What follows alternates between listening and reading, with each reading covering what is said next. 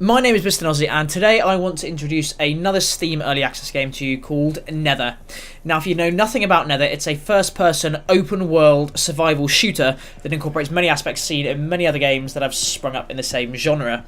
Now, the game's backstory is based on an apocalyptic event during which human DNA was rapidly changed, turning them into monsters known as Nether, whilst leaving some others unaffected. Now, as of now, a small section of the map is available in the open world for players to explore, murder, and essentially survive. That is kind of the main aim of the game. Now, at the moment, the main gameplay focuses on finding weapons, killing, or helping players. And that's the main gist of the game so far. However, Nether could expand in so many ways, which makes this actually quite an exciting game. Hopefully they will listen to players' feedback and give them something that they want as opposed to what is dictated to the players. Now, let's look at the main enemies of the game. There are a good few number of enemy types, which is quite nice, and it does actually change up the way you play the game. Now, in general, the Nether are quite deadly, especially in numbers. And this is what actually really surprised me about this game. Other zombie games that I've played, I don't get the sense that the zombies, essentially, are that dangerous. Here, you really have to be careful sneaking around streets, being very quiet. If you see one, you crouch straight away or crawl and slink away before they kind of attack you. When you first spawn, if all you've got is a knife and you're mobbed by 2 or 3 of them, it's going to be touch and go whether you survive, so especially when you start out, you have to be very careful. Now, the talk about Nether leads me on to an important question in the game. You know, who are your main enemies?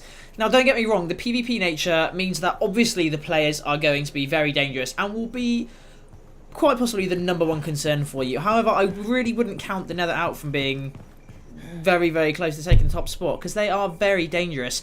As of now, there are 6 different enemy types, not all of which I have encountered. And they do actually change up the way you play the game, which is really refreshing. It's really nice to find that. It just takes away the generic, single-minded way that you play open-world games like this. Now, the first type is called the Lost. Now, these are blind, mindless, and pretty volatile, kind of half-human hybrid Nethers. Now, essentially, what happens is, if you were to encounter one, they roam around, they can't really see, they've got awful vision, so you can easily sneak up on one. Now, their bodies are very volatile, so if you hit one, or make it overexcited, it will explode, literally, into pieces. If you are close by, it can kill you. It can be very, very deadly. When it explodes, it kind of explodes with the shrapnel, pieces of bone that can kill you quite easily, so be careful. They do drop loot sometimes, so you can try your luck. I would say generally they're quite easy to kill. Now, the second type is runners. Now, these are the most common type. They are strong, fast, and hyper aggressive. Now, like most other Nether, they track enemy through sound, and they are pretty hard to shake and can be distracted with another player nearby.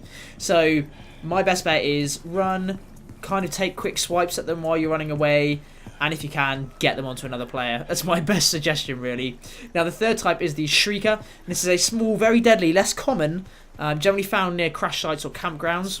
Now, when attacked or detected, they cry out a shrill cry to attract other Nether. Now, they also spit acidic bile, which blinds you for a short period of time and slows you down, so don't get too close to them. They will actually flee when attacked, so at that point, you can chase them down quite easily and kill them. But if you encounter one, kill it quickly and try and keep it quiet, because it will attract other Nether. Now, fourthly, hunters. These are the more pure form of Nether, and they are faster, hardier, and they are better at tracking you. Now, it says that they can track players over large distances. Personally, I've not seen this happen yet. Maybe this is something they're going to, I don't know, maybe improve the AI of the Nether, because at the moment I haven't seen it. I would like to see that. It would be cool to kind of watch from a rooftop and watch a Nether kind of track someone over a long distance. That would be very cool. Now, the next and 5th type of Nether is the Stalker. Now, these Nether hunt from a high perch on elevated vantage points to spot essentially players further out. Now, they are easily spotted as they emit a red glowing beam of light that comes from their eyes. I haven't personally seen so many that far. I've only seen 1 or 2, and only so far seen them at night. I don't think that they would operate very well in the daytime, so maybe they just disappear at the daytime. That's probably why I haven't seen them. The best thing to do with these guys is just avoid them and sneak by. Just stay off their radar, because again, they can kill you in quite a few different ways, and again, they can attract quite a few other Nether. So just steer clear of those guys. Now, the final type of Nether is called a Reaper, and this is the biggest, most dangerous, almost like a mini-boss. Now, in my experience, I've seen a message which actually pops up in the server saying that the Reaper is hunting on the streets and actually looking for prey. I don't really like that. I feel messages popping up like that kind of take away from the immersion. Maybe, you know, if there's maybe one centralized horn in the game whereby an AI would set it off if they spot one, and maybe it's just in the center of the town. So if you're really far out and you're really distant from that, you maybe will only just be able to hear it faintly, or maybe not even hear it at all. That I think would be pretty cool. Yeah, like I said, I haven't run into one yet, but by all accounts, I've been told if you are alone, then just run. Don't look back. The only way you're going to be able to take this down is in a group. So I'm quite looking to experiencing one in a group, not probably by myself. A question which I feel a few of you may want to be asking is this going to be a replacement for DayZ? In a way, it's going to be a different game. The game is aiming to be free to play, and there is a slight co-op element to it. Not in the fact that you can team up. You can do that in all kind of like open world MMOs. But there is a main base called the Survival Zone, and there are a few around the map. Now, essentially, these are safe zones where you cannot fire your weapon. In my opinion, it detracts from the experience. It's less immersive, I feel. However, I know some of you may disagree, and that's absolutely fine. Personally, I think something like a game like this and open world games deserve to have a realistic feel. So I'm not a fan of that. Now, it is a no-fire zone. However, the Nether can attack the safe zone and take down the anti-Nether devices. And these are basically towers which emit some kind of signal which keeps them out. Once they attack those, the safe zone is then down, and they can run amok. And essentially, you can actually go in and PvP players within the safe zone. I just feel it's a bit of a detraction from the experience. Now, when the safe zone is safe, there is a shop where you can purchase items, and that is where the free-to-play aspect of the game is going to come in. Now, at the moment, they don't really say that it's going to ruin the experience and make it a pay-to-win game. I beg to differ with free-to-play models like this. It totally depends on what items they're going to put in the shop. At the moment, you can buy guns in the shop. Usually speaking, when you kill players or roam around the map, you can find money and actually buy those guns in the game. I do not think this is a good thing. In my opinion, I really think they should go down the whole pay route. Just forget free-to-play altogether, and I will explain my reasons and my feelings further later on in the video. But just to talk about the actual base itself, like I said, so the Nether can actually take it down. There are 6 main towers which have to be reactivated to repel the Nether, and players must work together to reactivate this, and you have an hour, pretty much, to reactivate it. After that hour, they will automatically be reactivated. Again, something which detracts from the experience. There's no rhyme or reason as to why it would automatically do this in a real world. Again, not something I'm a fan of. That's so far the only real proper co-op element, bar from the PvP side. Again, you can go around with friends and obviously work together, but that is so far the only main aspect that I've seen put in that actually forces players to work together. I really hope they're going to put a lot more co-op elements in. Again, I will go through some little features that I think would work quite cool slightly later in the video. So far, the look and feel of the game, this is by far the best looking survival MMO game that I've seen to date. DayZ and the Armor engine did not have anything on this. That's the mod. Firstly, again, we haven't seen properly what the actual fully released version of something like DayZ will look like, but this I still feel is a lot more immersive and a lot more detailed. If something like DayZ could pull this off, then obviously this game may have some troubles in the future, as I feel obviously DayZ is looking to aim to be quite a big game. This is actually built in the Unreal Engine, and they really use the lighting extremely well.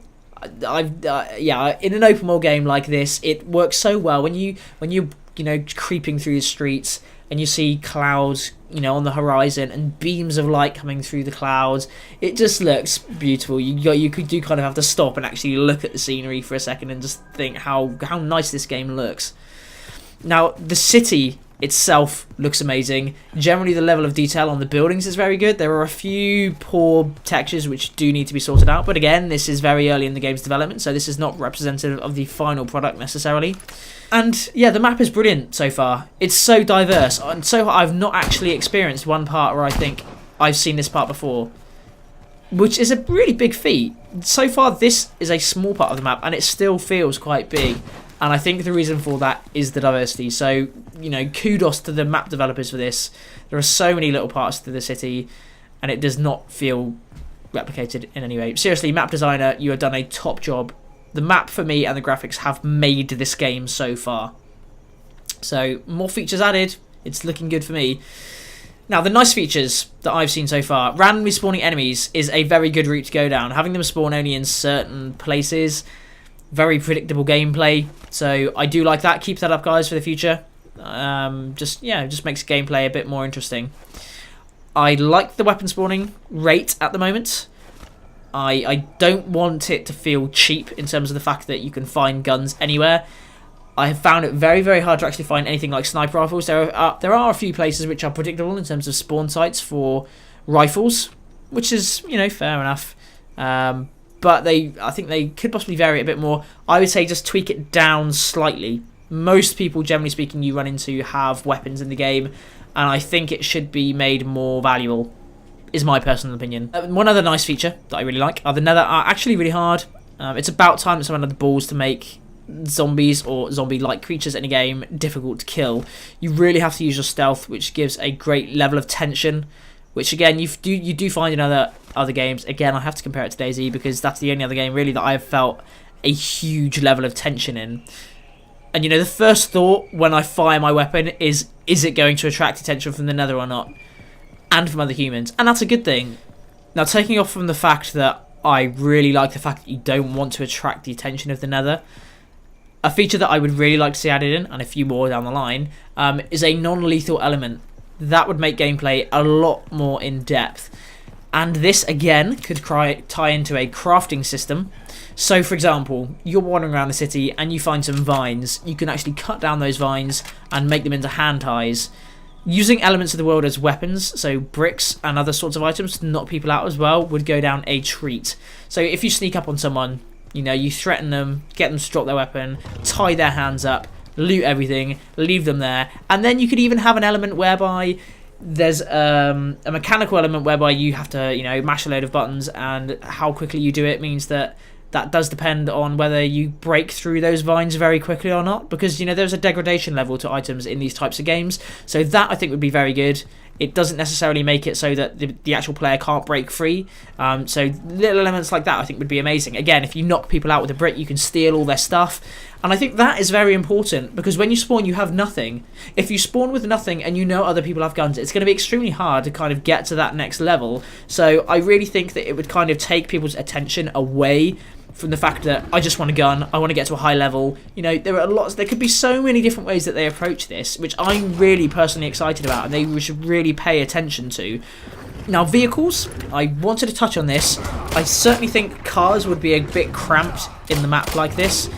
Helicopters, however, I do find would be amazing. Yes, please. Flying around in this environment would be just awesome. Imagine you're going around some high-rise buildings and you hear a helicopter echoing around the buildings, and then you just see it pop out in front of you in a street, you know, shaking the buildings, all the trees blowing, all the grass blowing everywhere, attracting Nether. I think that would be a pretty epic moment to see in the game, so I'm all for that. But motorbikes, maybe, if you can repair them. I think it would give some players really something to work towards. So I do think it would be, you know, they should certainly look into cars, or maybe motorbikes, not maybe so much cars, but helicopters definitely, yes. And that would be a very end game item, because let's say, for example, you have to find car parts to actually repair them. Yes, please, do it now. Now, the ability to store items. I really do not like the idea of the global inventory system. As I've already said, it totally ruins the immersion level, in my opinion. It may not be yours, but that's my opinion. I do think there are other ways around this. Now, small lockable containers are an easy route to go down. So, let's, for example, say you can find certain materials in the game, which mean you can build a small lockable container. And then, for example, let's say there are very rare items that you can build, you can find, and then combine in certain ways to make, you know, a lockpick or something. But that does not necessarily mean that it's 100% effective on cracking your safe, or a code lock, for example. I would quite like to see a random element. So say you make this item, and there was a very random chance that, you know, your item could break whilst trying to break into a container. At least for me, it makes it a bit less certain that your stuff is definitely safe. And then again, it creates a bit more tension, and more tension in a game like this is always welcome. So maybe they should think about, possibly something along those lines that could actually take away the global inventory system. I really don't like that at all. As much as I moan, do I actually think that this will change the free-to-play model? To be honest, no. I'm not sure even with enough support it would be viable. The game has already come some way through development. Still, it doesn't actually hurt to mention these thoughts on the forums. Another question, do I actually think Phosphor Games have the chance to create an incredibly in-depth world full of feature-rich content and unique game mechanics? Clearly, yes. Phosphor Games have already publicly stated that they want us, the consumers, to be the main driving force behind its development and really let us shape the game's course. So ultimately, it's not just up to the devs, it's up to us to create interesting and viable suggestions. This will be a test to the studio whether or not they can actually hold their promises. All I can say so far is I've had an immersive experience that I have thoroughly enjoyed. If you're an early adopter and enjoyed open world FPS titles, I would seriously consider picking this up. If you're in the market for something a little more realistic, maybe give this a miss and hold out for something like DayZ. Being a free-to-play game can really hamper a game's realism. It's yet to see how much the free-to-play shop will affect gameplay, but I'll be reporting the news as soon as I hear anything. So this sums up my thoughts for Nether. I hope it's given you a better idea of what the game's all about and ultimately whether or not you should partake in its development. I hope you've enjoyed this Steam Early Access showcase, and remember, for more gaming videos, make sure your first stop is Gamelock.